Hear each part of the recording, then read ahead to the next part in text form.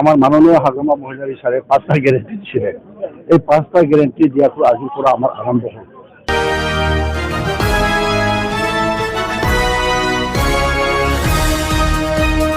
আজি আমি যোৱা যিটো বিটিচি নিৰ্বাচনৰ পাক মুহূৰ্তত আমাৰ মাননীয় হাগ্ৰামা মহিলা বিচাৰে 5টা গ্যাৰেন্টি দিয়েছিলেন। এই 5টা গ্যাৰেন্টি দিয়াটো আজিৰ পৰা আমাৰ আৰম্ভ হ'ল।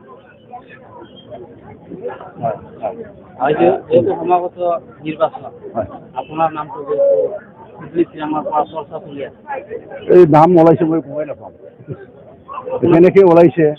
দলে যদি দিয়ে দল মানে আমাৰ সভাপতিৰ ওপৰতে নিৰ্ভৰ কৰিব, মানে হাগ্ৰামা ছাৰৰ ওপৰত নিৰ্ভৰ কৰিব।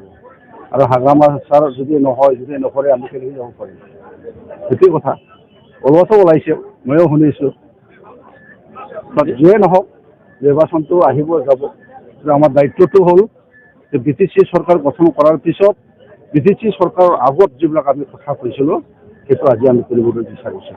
কাৰণ যোৱা 5 বছৰত আগৰ চৰকাৰে, ইউপিপিএল চৰকাৰে যেনেকৈ কথা দি পেলাই কৰা নাই, কিন্তু আমি আজি 4 মাহৰ ভিতৰতে ৰাইজক যিটো কথা দিয়া, এই কথা দিয়াটো আমি পালন কৰিছোঁ।